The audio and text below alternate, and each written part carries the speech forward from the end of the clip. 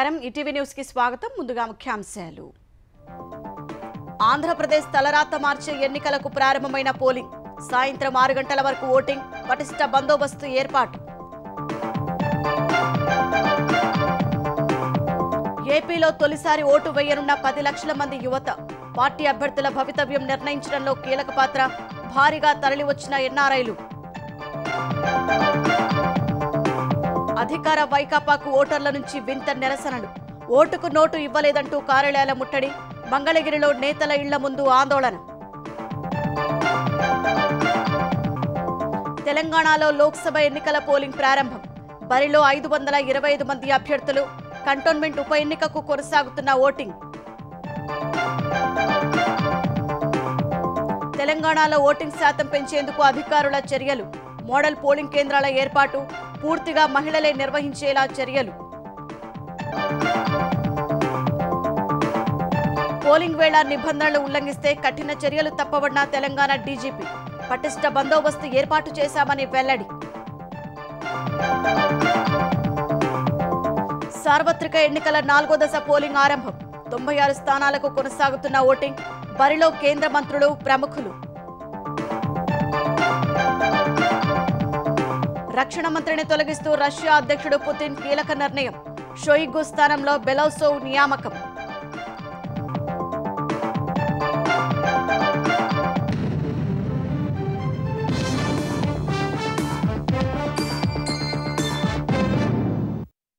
ఆంధ్రప్రదేశ్లో సార్వత్రిక ఎన్నికల పోలింగ్ ప్రారంభమైంది 7 గంటల నుంచి సాయంత్రం 6 గంటల వరకు పోలింగ్ నిర్వహించేందుకు ఈసీ ఏర్పాట్లు పూర్తి చేసింది 25 పార్లమెంటు 175 అసెంబ్లీ నియోజకవర్గాలకు పోలింగ్ జరుగుతుండగా 4,14 లక్షల మంది ఓటర్లు ఓటు హక్కు వినియోగించుకోనున్నారు 46,389 పోలింగ్ కేంద్రాలు ఏర్పాటు చేయగా వాటిలో సుమారు 75% కేంద్రాల్లో వెబ్ కాస్టింగ్ ద్వారా పోలింగ్ను పర్యవేక్షిస్తున్నారు హింసకు ఏమాత్రం తావు లేకుండా రీపోల్ పరిస్థితులు తలెత్తరాదనే లక్ష్యంతో ఈసీ పటిష్ట ఏర్పాట్లు చేసింది సార్వత్రిక ఎన్నికల 4వ విడతలో భాగంగా ఆంధ్రప్రదేశ్లో పోలింగ్ ప్రారంభమైంది ఏపీలోని 25 లోక్సభ 175 శాసనసభ నియోజకవర్గాలకు పోలింగ్ జరుగుతోంది గిరిజన ప్రాంతాల్లోని 6 నియోజకవర్గాలు మినహా అన్ని చోట్ల ఉదయం 7 గంటలకు ప్రారంభమైన పోలింగ్ సాయంత్రం 6 గంటల వరకు కొనసాగనుంది కురుపాం పాలకొండ సాలూరు నియోజకవర్గాల్లో సాయంత్రం 5 గంటల వరకు అరకు పాడేరు రంపచోడవరం నియోజకవర్గాల్లో సాయంత్రం 4 గంటల వరకు పోలింగ్ జరగనుంది రీపోల్ లేని హింసకు తావు లేకుండా పోలింగ్ నిర్వహణే లక్ష్యంగా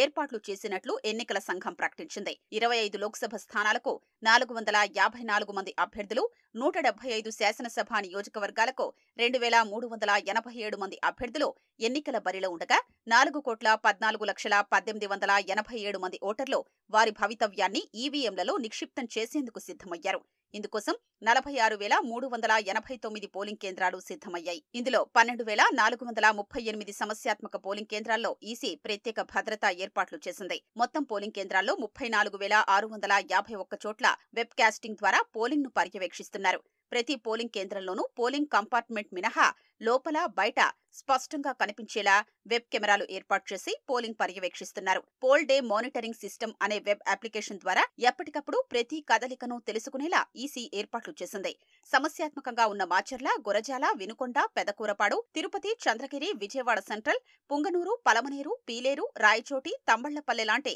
14 నియోజకవర్గాల్లో 100% వెబ్ కాస్టింగ్ చేస్తున్నారు అనంతపురం అనకాపల్లి పశ్చిమ తూర్పు గోదావరి జిల్లాల్లోనూ వెబ్ కాస్టింగ్ ద్వారా పోలింగ్ ను ఈసీ పర్యవేక్షిస్తోంది పోలింగ్ విధుల కోసం నిర్దేశించిన 3.30 లక్షల మంది సిబ్బంది ఇప్పటికే ఈవీఎంలతో సహా ఆయా పోలింగ్ కేంద్రాలకు ఆదివారమే చేరుకున్నారు పోలీసు బందోబస్తు సహా ఎన్నికల విధుల కోసం మొత్తం 5.26 లక్షల మంది సిబ్బందిని ఈసీ వినియోగిస్తోంది పోలింగ్ కేంద్రాల వద్ద భద్రత కోసం 295 కంపెనీల సాయుధ పారామిలిటరీ బలగాలతో కలిపి మొత్తం 1,06,000 మంది పోలీసు బలగాల్ని భద్రతా విధుల్లో మోహరించింది లాస్ట్ టైం మనకు 197 వచ్చినా ఈసారి 295 తెప్పించాం ఆల్మోస్ట్ 100 ఎక్స్ట్రా కంపెనీస్ అంటే 10,000 మంది ఎక్స్ట్రా సెంట్రల్ ఫోర్స్ని తెప్పించి క్రిటికల్ పోలింగ్ స్టేషన్స్ని ఐడెంటిఫై చేసేసి అక్కడ సెంట్రల్ ఫోర్సెస్ పెట్టి తర్వాత ఈ 34,000 పోలింగ్ స్టేషన్లో మనము వెబ్ కాస్టింగ్ ద్వారా బయట కూడా వీడియోగ్రాఫర్స్ని పెడుతున్నాం what ever is happening the polling station we'll get to know ఎక్కడైనా ఏమైనా ఇబ్బంది వస్తే ఇమీడియట్గా మనము క్యూఆర్టీస్ ద్వారా లేకపోతే సిపిఎంఎఫ్ ద్వారా అక్కడ పోలీస్ని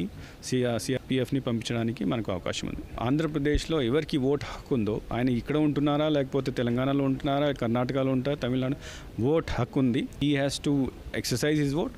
for that if he comes, ఆయన వచ్చినప్పుడు ఆయన ఫెసిలిటేట్ చేయాలి, ఎక్కడ కూడా ఆపకూడదు. We are not sealing our border. Whoever is voter should be allowed to reach the vote. ఆంధ్రప్రదేశ్లో జరుగుతున్న ఎన్నికల్లో యువత కీలక పాత్ర పోషించనుంది. వారి సంఖ్య కూడా భారీగానే ఉండటంతో నిర్ణయాత్మక శక్తిగా మారారు. ముఖ్యంగా తొలిసారి ఓటు హక్కు వినియోగించుకున్న యువత ఈసారి అభ్యర్థుల తలరాతలు మార్చేంతగా భారీ సంఖ్యలో ఉన్నారు. మొత్తంగా 10,30,616 మంది యువతి యువకులు తొలిసారి ఓటు హక్కు వినియోగించుకోనున్నారు. వీరిలో 5,68,124 మంది యువకులు ఉండగా 4,62,422 మంది యువతులు ఉన్నారు. మరో 70 మంది ఇతరులు ఉన్నారు. అలాగే ఈసారి ఎన్నడూ లేనంతగా ఎన్ఆర్ఐలు ఓటు హక్కు వినియోగించుకోవడానికి ఏపీకి తరలి రావడం మరింత ఆసక్తి పెంచుతోంది. మొత్తం ఎన్ఆర్ఐ ఓటర్లు 7,927 మంది ఉండగా వారిలో అత్యధిక శాతం మంది ఓటు వేయడానికి రాష్ట్రానికి చేరుకున్నారు. వీరిలో అన్నమయ్య జిల్లాలో అత్యధికంగా 1,079 మంది ఉండగా గుంటూరు జిల్లా నుంచి 970 మంది, ఎన్టీఆర్ జిల్లా నుంచి 684 మంది, కృష్ణా జిల్లా నుంచి 542 మంది ఉన్నారు. ఆంధ్రప్రదేశ్లో ఓటుకు నోటు ఇస్తామని చెప్పి ఓటర్లను మోసం చేసిన వైకాపా నేతలకు ప్రజల నుంచి ప్రతిఘటన ఎదురైంది. ఇస్తానన్న డబ్బులు ఇవ్వకపోవడంతో కొన్ని ప్రాంతాల్లో వైకాపా నాయకుల ఇల్లు, ఆఫీసుల ముందు బైఠాయించి ఓటర్లు నిరసన తెలిపారు. డబ్బులు ఇచ్చే వరకు కదలేది లేదని భీష్మించి కూర్చున్నారు. వైకాపా నేతల తీరును చూసి సామాన్యులు నవ్వుకుంటున్నారు. గుంటూరు జిల్లా మంగళగిరిలో డబ్బు పంపిణీ సక్రమంగా చేయడం లేదంటూ వైకాపా నేతల ఇళ్ల ముందు ప్రజలు నిరసన తెలిపారు. వైకాపా ఎమ్మెల్సీ మురుగుడు హనుమంతరావు, మాజీ ఎమ్మెల్యే కాండ్రు కమల ఇంటి వద్దకు వెళ్లారు. అందరికీ డబ్బులు ఇచ్చి మాకెందుకు ఇవ్వడం లేదని సుమారు 100 మంది మహిళలు ఆందోళన చేశారు. ద్వితీయ శ్రేణి నాయకులంతా తమకు పంచాల్సిన డబ్బులను దాచుకున్నారని ఆగ్రహం వ్యక్తం చేశారు. తమకు డబ్బులు ఎందుకు పంచలేదంటూ కొన్ని వార్డులకు చెందిన మహిళలు వైకాపా నాయకులను నిలదీశారు. ఎమ్మెల్యే ఆళ్ల రామకృష్ణారెడ్డి తీరుపై ప్రజలు ఆగ్రహం వ్యక్తం చేశారు. తమకు నచ్చిన వారికే డబ్బులు పంపిణీ చేశారని తీవ్రస్థాయిలో మండిపడ్డారు.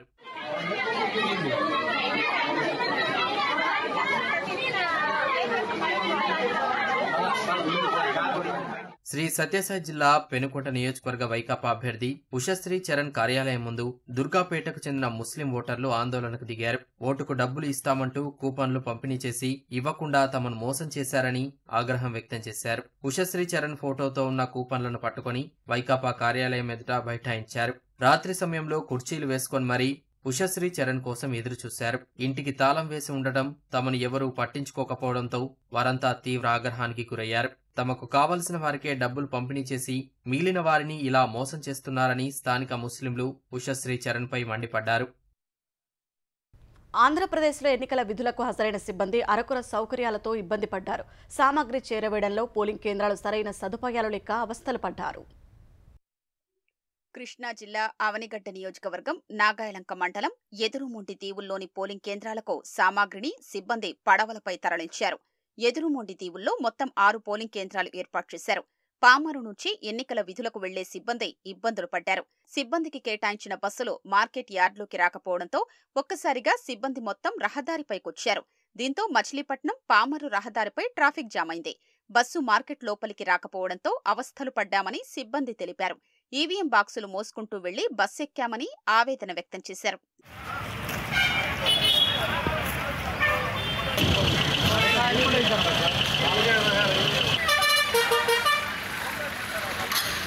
బాపట్ల జిల్లా అద్దంకి నియోజకవర్గంలో పోలింగ్ రిజర్వ్ సిబ్బందికి కనీస వసతులు కల్పించకపోవడంతో ఆందోళన చేశారు. ఆదివారం మధ్యాహ్నం నుంచి కనీసం నీళ్లు కూడా ఇవ్వలేదని వాపోయారు. భోజనం ఏర్పాటు చేయలేదని ఆగ్రహం వ్యక్తం చేశారు. సంబంధిత అధికారులకు ఫోన్ చేసినా స్పందించలేదని మండిపడ్డారు.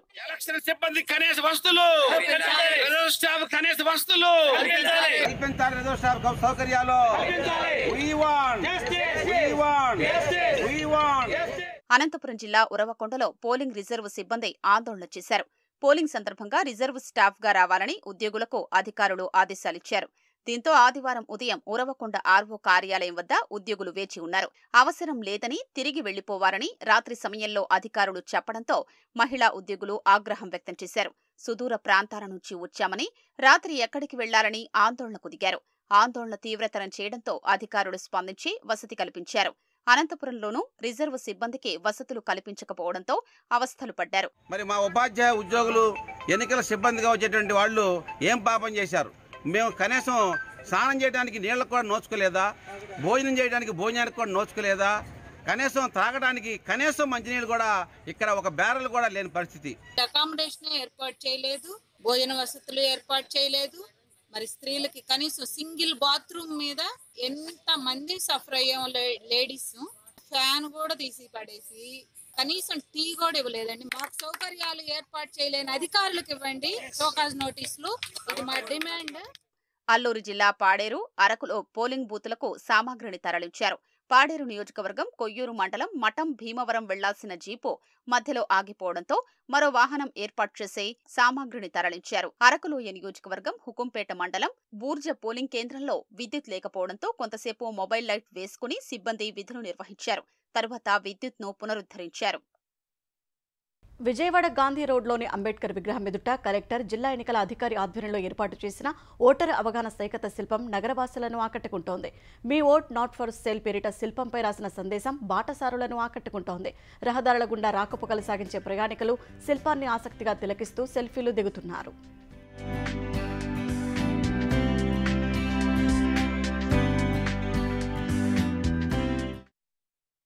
ఇవాళ ఆంధ్రప్రదేశ్లో భిన్న వాతావరణం ఉంటుందని, కొన్ని ప్రాంతాల్లో ఎండలు, మరికొన్ని చోట్ల వర్షాలు కురుస్తాయని అమరావతి వాతావరణ శాఖ వెల్లడించింది.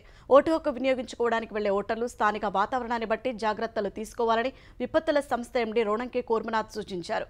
ఇవాళ శ్రీకాకుళం, విజయనగరం, పార్వతీపురం, మన్యం, అల్లూరి సీతారామరాజు, విశాఖ, అనకాపల్లి, కాకినాడ, కోనసీమ, ఉభయ గోదావరి, ఏలూరు, కృష్ణా, ఎన్టీఆర్ జిల్లాల్లో అక్కడక్కడ పిడుగులతో కూడిన తేలికపాటి నుంచి మోస్తరు వర్షాలు కురిసే అవకాశం ఉంది. పల్నాడు, ప్రకాశం, నంద్యాల, కర్నూలు జిల్లాల్లో కొన్ని చోట్ల పిడుగులతో కూడిన తేలికపాటి వర్షం పడే అవకాశం ఉందని విపత్తుల శాఖ ప్రకటించింది. 18 మండలాల్లో వడగాల్పులతో పాటు మిగిలిన చోట్ల ఎండ తీవ్రత ఉండే అవకాశం ఉందని వెల్లడించింది.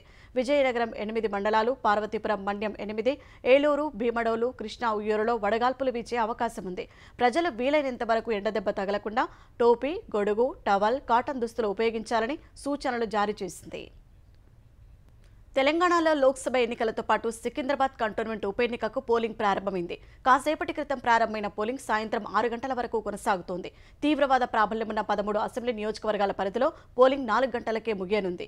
రాష్ట్ర వ్యాప్తంగా 35,809 పోలింగ్ కేంద్రాలు ఏర్పాటు చేయగా 3.17 కోట్ల మంది ఓటర్లు 17 లోక్సభ నియోజకవర్గాల్లో 525 మంది అభ్యర్థుల భవితవ్యాన్ని తేల్చనున్నారు. తెలంగాణలో 17 లోక్సభ నియోజకవర్గాలు, 1 అసెంబ్లీ ఉప ఎన్నిక పోలింగ్ ప్రారంభమైంది. ఈ ఉదయం 5:30 గంటలకు మాక్ పోలింగ్ నిర్వహించారు. ఈవీఎంల మొరాయింపు వంటి సాంకేతిక సమస్యలు తలెత్తితే వెంటనే సరిచేసేందుకు ఒక్కో అసెంబ్లీ నియోజకవర్గం పరిధిలో 3 ఈసీఐఎల్ ఇంజనీర్లను నియమించారు. నమూనా పోలింగ్ ముగిసిన తర్వాత 7 గంటలకు పోలింగ్ను అధికారులు ప్రారంభించారు. తీవ్రవాద ప్రాబల్యమున్న 5 లోక్సభ నియోజకవర్గాల పరిధిలోని 13 అసెంబ్లీ సెగ్మెంట్లలో సాయంత్రం 4 గంటలకే పోలింగ్ ముగియనుండగా మిగతా 106 అసెంబ్లీ నియోజకవర్గాల పరిధిలో సాయంత్రం 6 వరకు కొనసాగనుంది. రాష్ట్రంలోని 17 లోక్సభ నియోజకవర్గాల్లో 525 మంది అభ్యర్థులు బరిలో నిలవగా వారిలో 50 మంది మహిళలు ఉన్నారు. పోటీలో ఉన్న అభ్యర్థుల్లో 68 మంది జాతీయ, ప్రాంతీయ పార్టీల అభ్యర్థులు కాగా 285 మంది ఇండిపెండెంట్లు ఉన్నారు. అత్యధికంగా సికింద్రాబాద్ పార్లమెంటు నియోజకవర్గంలో 45 మంది పోటీలో ఉండగా అతి తక్కువగా ఆదిలాబాద్ లో 12 మంది బరిలో నిలిచారు. అభ్యర్థుల భవితవ్యాన్ని 3,17,00,000 మంది ఓటర్లు తేల్చనున్నారు. పోలింగ్ కోసం రాష్ట్ర వ్యాప్తంగా 35,809 పోలింగ్ కేంద్రాల్ని సిద్ధం చేశారు. 2,94,000 మంది సిబ్బంది పోలింగ్ విధుల్లో ఉన్నారు. ఎండ తీవ్రతను దృష్టిలో పెట్టుకుని పోలింగ్ కేంద్రాల వద్ద మంచినీరు, వైద్య సదుపాయాలతో పాటు కుర్చీలు, ఫ్యాన్లు ఏర్పాటు చేస్తున్నట్లు ఎన్నికల అధికారులు తెలిపారు. దివ్యాంగులు, వృద్ధులకు ప్రత్యేక ఏర్పాట్లు చేశారు. పోలింగ్ సందర్భంగా అవాంఛనీయ ఘటనలు జరగకుండా పటిష్ట బందోబస్తు ఏర్పాట్లు చేశారు. సుమారు 65,000 మంది రాష్ట్ర పోలీసులతో పాటు ఇతర రాష్ట్రాల నుంచి వచ్చే 20,000 మందితో బందోబస్తు ఏర్పాట్లు చేశారు. కేంద్రం నుంచి 165 కంపెనీల సాయుధ బలగాలు కూడా వచ్చాయి. పోలింగ్ ముగిసే వరకు రాష్ట్ర వ్యాప్తంగా 144 సెక్షన్ అమల్లో ఉండనుంది. సికింద్రాబాద్ కంటోన్మెంట్ ఉప ఎన్నికకు కూడా ప్రారంభమైన పోలింగ్ సాయంత్రం 6 వరకు పోలింగ్ జరగనుంది. కంటోన్మెంట్లో 15 మంది అభ్యర్థులు పోటీలో ఉన్నారు. See, within 200 meters of the polling station, no one can come other than the voter themselves. And in any case, police prati chota untaru. Every EVM, wherever it goes, always has security. In addition to this, whenever EVMs are moved candidates or their representatives are always invited to be present. In addition to that, of course, strong room lo pettin tarvata, store chesin tarvata, seal chesin tarvata, aa seal paina kuda CCTV camera ఉంటుంది and జనరల్గా representatives అక్కడ వాళ్ళ candidates వాళ్ళ రిప్రజెంటేటివ్స్ని కూడా అక్కడ పెట్టుకుంటారు. తెలంగాణలో 17 లోక్సభ ఒక శాసనసభ ఎన్నికల పోలింగ్ కోసం పటిష్ట బందోబస్తు ఏర్పాటు చేశామని డీజీపీ రవిగుప్తా తెలిపారు. పోలింగ్ కేంద్రాల వద్ద 144 సెక్షన్ అమలులో ఉంటుందని, కేంద్రాల వద్ద 5 కంటే ఎక్కువ మంది గుమికూడవద్దని హెచ్చరించారు. నిబంధనలు ఉల్లంఘించే వారిపై కఠిన చర్యలు తప్పవని హెచ్చరించారు. లోక్సభ ఎన్నికలను స్వేచ్ఛగా, నిష్పక్షపాతంగా నిర్వహించే లక్ష్యంతో విస్తృతమైన పోలీసు బందోబస్తు ఏర్పాటు చేశామని డీజీపీ తెలిపారు. ఎన్నికల సంఘం కోడ్కు కట్టుబడి పోలీసుల భద్రతా తనిఖీ కేంద్రాల నెట్వర్క్ను ఏర్పాటు చేసినట్లు డీజీపీ తెలిపారు. ఈ నెట్వర్క్లో 482 ఫిక్స్డ్ స్టాటిక్ టీంలు, 462 static surveillance teams, 89 inter state border చెక్పోస్టులు, 173 ఇంటర్ జిల్లా చెక్పోస్టులు ఉన్నాయన్నారు. తెలంగాణలో యువత ఓటు శాతం పెంచేందుకు అధికారులు చర్యలు తీసుకున్నారు. హైదరాబాద్లోని పలు ప్రాంతాల్లో అధికారులు అట్టహాసంగా మోడల్ పోలింగ్ స్టేషన్లు ప్రారంభించారు. ఎస్ఆర్ నగర్, సైదాబాద్ తదితర ప్రాంతాల్లో మోడల్ పోలింగ్ కేంద్రాలను సుందరంగా అలంకరించారు. కేపీహెచ్బీ కాలనీ, ఇతర ప్రాంతాల్లో మహిళల కోసం ఆదర్శ మహిళా పోలింగ్ కేంద్రాలు ఏర్పాటయ్యాయి. ఓటర్ల కోసం ఆహ్వాన తోరణాలు అందంగా ముస్తాబు చేశారు. నిర్మల్ జిల్లాలో 10 మోడల్ పోలింగ్ స్టేషన్లు సిద్ధం చేయగా, ఈద్గాం ఉర్దూ పాఠశాలలో వెదురు, కొబ్బరి ఆకులు, మామిడి కొమ్మల పందిరి, తోరణాలతో థీమాటిక్ పోలింగ్ స్టేషన్ ఏర్పాటు చేసి కొయ్య బొమ్మలతో అలంకరించారు. మంచిర్యాల జిల్లా దేవపూర్లో మహిళా పోలింగ్ స్టేషన్కి ఎన్నికల సిబ్బంది రాగానే గుస్సాడి నృత్యాలతో పంచాయతీ సిబ్బంది స్వాగతం పలికారు. సన్నాయి, మేళతాళాలు ప్రత్యేక ఆకర్షణగా నిలిచాయి. సిద్దిపేట జిల్లా తొగుటలో ఆదర్శ పోలింగ్ కేంద్రం ఏర్పాటు చేశారు. ఓటర్లకు ఇబ్బందులు కలగకుండా నీడ, మంచినీరు ఉండేలా పోలింగ్ కేంద్రాన్ని ఆకర్షణీయంగా తీర్చిదిద్దారు. ఖమ్మంలో ఆదర్శ పోలింగ్ కేంద్రాలను సుందరంగా అలంకరించారు. యువత, దివ్యాంగులు, మహిళలకు ప్రత్యేక కేంద్రాలు ఏర్పాటు చేశారు. ఓటు విలువ తెలుపుతూ చిత్రాలు అతికించారు. నాగర్ కర్నూలు జిల్లా లింగాలలో ఆదర్శ పోలింగ్ కేంద్రం ముందు ముగ్గులు వేశారు.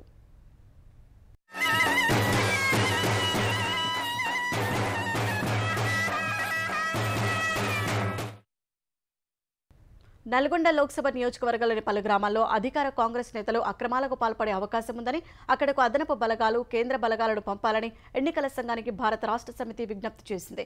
హుజూర్ నగర్ నియోజకవర్గం చింతపాలెం మండలంలోని తమ్మారం, శోభనాద్రిగూడెం, నక్కగూడెం, పిక్లానాయక్ తండాలో కాంగ్రెస్ నేతలు బూత్లను స్వాధీనం చేసుకునే ఆలోచనలో ఉన్నట్లు తమకు సమాచారం ఉందని ఫిర్యాదులో పేర్కొన్నారు. దేవరకొండ నియోజకవర్గంలోని 12 గ్రామాలను ఇదే తరహా ఆలోచనలో ఉన్నట్లు భారాస నేతలు తెలిపారు. స్థానిక యంత్రాంగం అధికార పార్టీకి సహకరించే అనుమానాలు ఉన్నాయని ఆరోపించారు. ఈ పరిస్థితుల్లో కాంగ్రెస్ నేతలు అక్రమాలకు పాల్పడి దొంగ ఓట్లు వేసే ప్రయత్నం చేయకుండా చూడాలని ఈసీని కోరింది. ప్రచార గడువు ముగిసిన కాంగ్రెస్ పార్టీ సామాజిక మాధ్యమాల్లో ఎన్నికల ప్రచారం కొనసాగిస్తోందని భారాస ఫిర్యాదు చేసింది. 48 గంటల సైలెన్స్ పీరియడ్లో సామాజిక మాధ్యమాల ద్వారా ప్రచారం చేయడం ఎన్నికల ప్రవర్తన నియమావళి ఉల్లంఘనే అని పేర్కొంది. ఈసీ తగిన చర్యలు తీసుకోవాలని, కాంగ్రెస్ పార్టీని నిలువరించాలని విజ్ఞప్తి చేసింది. సార్వత్రిక ఎన్నికల్లో భాగంగా వివిధ రాష్ట్రాల్లో 4వ విడత పోలింగ్ ప్రారంభమైంది. ఈ విడతలో 10 రాష్ట్రాలు, కేంద్రపాలిత ప్రాంతాల పరిధిలోని 96 నియోజకవర్గాల్లో పోలింగ్ జరుగుతోంది. ఆంధ్రప్రదేశ్లో 25, తెలంగాణలో 17, ఉత్తరప్రదేశ్లో 13, మహారాష్ట్రలో 11, మధ్యప్రదేశ్, పశ్చిమ బంగాల్లో 8 చొప్పున, బీహార్లో 5, ఒడిశా, జార్ఖండ్లో 4 చొప్పున, జమ్మూ కాశ్మీర్లో 1 లోక్సభ నియోజకవర్గాల్లో పోలింగ్ జరుగుతోంది. ఒడిశాలో 147 అసెంబ్లీ నియోజకవర్గాలకు 4 విడతల ఓటింగ్ జరగనుండగా, తొలి విడతలో 28 అసెంబ్లీ స్థానాలకు పోలింగ్ జరుగుతోంది. 4వ విడత పోలింగ్ జరిగే నియోజకవర్గాల్లో కేంద్ర మంత్రులు గిరిరాజ్ సింగ్, అర్జున్ ముండా, లోక్సభలో కాంగ్రెస్ పక్ష నేతగా పనిచేసిన అధీర్ రంజన్ చౌదరి, తృణమూల్ నేత మహబూబా మొయిత్రా ఎన్నికల బరిలో ఉన్నారు. మాజీ క్రికెటర్ యూసఫ్ పఠాన్ తృణమూల్ తరపున అధీర్ రంజన్ చౌదరిపై పోటీ చేస్తున్నారు. కేంద్ర మాజీ మంత్రి శత్రుఘ్న సిన్హా పశ్చిమ బంగాల్లోని అసన్సోల్ నుంచి తృణమూల్ తరపున పోటీ చేస్తున్నారు. సమాజ్వాదీ పార్టీ అధినేత అఖిలేష్ యాదవ్ పోటీ చేస్తున్న కన్నౌజ్లో కూడా పోలింగ్ జరుగుతోంది. పదవీకాలం ముగుస్తున్న దశలోనూ సొంత వారికి బిల్లుల చెల్లింపు కోసం వైకాపా ప్రభుత్వం ఎడాపెడా రుణాలు తీసుకుంటోంది. ఏప్రిల్ 1 నుంచి మే 14 వరకు ఈ 44 రోజుల్లో 17,000 కోట్ల రూపాయల రుణం తీసుకున్న రాష్ట్ర ప్రభుత్వం మంగళవారం మరో 4,000 కోట్ల రూపాయల అప్పు కోసం ఆర్బీఐ తలుపు తడుతోంది. కార్పొరేషన్ నుంచి చేసిన అప్పులు దీనికి అదనం. ఖనిజాభివృద్ధి సంస్థ నుంచి 7,000 కోట్ల రూపాయలు రావాల్సి ఉంది. నాబార్డు, ఎక్స్టార్సల్ ఎయిడెడ్ ప్రాజెక్టులు, ప్రత్యేక అసిస్టెన్స్ కింద కేంద్రం నుంచి వచ్చిన అప్పులు, కేంద్ర ప్రాయోజిత పథకాలు తదితరాల కింద పెద్ద మొత్తంలో నిధులు ఖజానాకు అందాయి. అవన్నీ అనుయాయులకు బిల్లుల రూపంలో చెల్లించేసింది.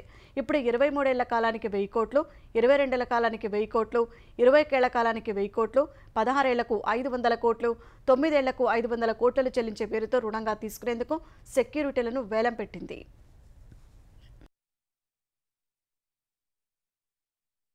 తెలంగాణ వ్యాప్తంగా పలు జిల్లాల్లో ఈదురుగాలతో కూడిన భారీ వర్షాలు కురిశాయి. కొమరంభీం, ఆసిఫాబాద్ జిల్లాలో ఈదురుగాలతో భారీ వర్షం కురిసింది. ఎన్నికల సామాగ్రి పంపిణీ కేంద్రంలో టెంట్లు కింద పడిపోయాయి. మంచిర్యాల జిల్లా బెల్లంపల్లిలో ఎన్నికల సామాగ్రి పంపిణీ కేంద్రంలో టెంట్లు కుప్పకూలాయి. కామారెడ్డిలో ఎన్నికల సామాగ్రి తరలింపులో ఇబ్బందులు ఎదురయ్యాయి. ఒక్కసారిగా ఉరుములు మెరుపులతో కూడిన భారీ వర్షం రాగా ఈవీఎంలు తడవకుండా ఉంచేందుకు అధికారులు అవస్థలు పడ్డారు. మహబూబాబాద్ జిల్లాలో ఈదురుగాలకు విద్యుత్ అంతరాయం ఏర్పడింది. సూర్యాపేట జిల్లా హుజూర్నగర్, మేళచెరువు మండలాల్లో అక్కడక్కడ చెట్ల కొమ్మలు విరిగిపోవడంతో విద్యుత్ సరఫరా నిలిచింది. తెలంగాణలో 5 రోజుల పాటు ఉరుములు మెరుపులతో కూడిన మోస్తరు వర్షాలు కురుస్తాయని హైదరాబాద్ వాతావరణ కేంద్రం ప్రకటించింది. కరీంనగర్, వరంగల్, ఖమ్మం, రంగారెడ్డి మరికొన్ని జిల్లాల్లో ఉరుములు మెరుపుతో కూడిన వర్ష సూచనలు ఉన్నట్లు తెలిపింది.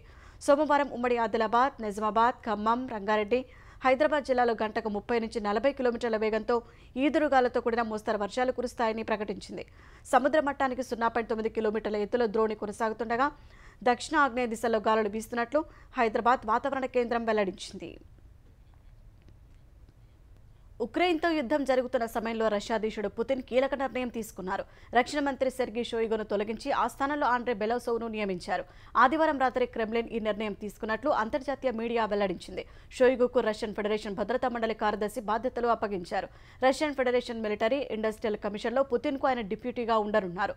ఆండ్రే బెలోసోవ్ను రక్షణ మంత్రిని చేయడం అనేది భద్రతా కూటమి ఆర్థిక వ్యవస్థను దేశ ఆర్థిక వ్యవస్థలో ఏకీకృతం చేయాల్సిన అవసరంతో ముడిపడి ఉందని క్రెమ్లిన్ ప్రతినిధి చెప్పారు. బెలోసోవ్ గతంలో రష్యా ఉప ప్రధానిగా, ఆర్థిక సమస్యలపై దేశాధినేత సలహాదారుడిగా, రష్యన్ ఫెడరేషన్ ఆర్థిక అభివృద్ధి మంత్రి, రష్యన్ ఫెడరేషన్ ప్రభుత్వ ఆర్థిక శాఖ డైరెక్టర్గా బాధ్యతలు నిర్వహించారు. గత ఏడాది సెప్టెంబర్లో ఉక్రెయిన్ అధ్యక్షుడు జెలెన్స్కీ కూడా రక్షణ మంత్రిగా ఒలెక్సీ రెజ్నికోవ్ను తొలగించి రుస్టెమ్ ఉమెరోవ్కు ఆ బాధ్యతలు అప్పగించారు.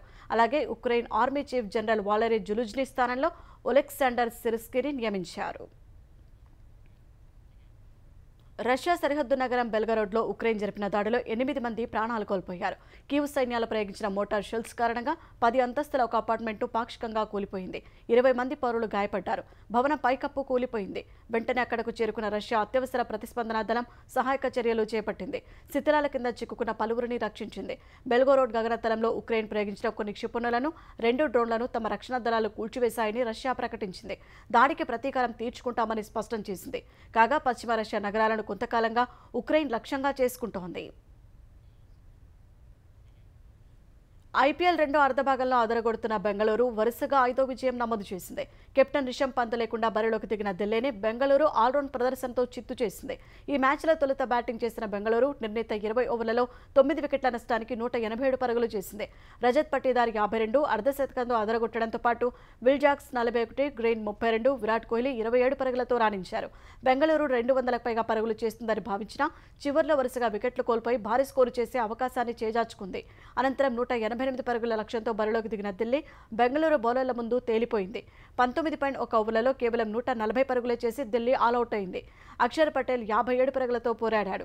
మిగిలిన బ్యాటర్లందరూ చేతులెత్తేయడంతో బెంగళూరు 47 పరుగుల తేడాతో ఢిల్లీపై ఘన విజయం సాధించింది. బెంగళూరు బౌలర్లలో ఎస్డయాల్ 3, Ferguson 2, Swapnil, Siraj, Green 1 wicket తీశారు. ఈ గెలుపుతో ఐపీఎల్లో వరుసగా 5 విజయాలు సాధించిన తొలి జట్టుగా బెంగళూరు రికార్డు సృష్టించింది.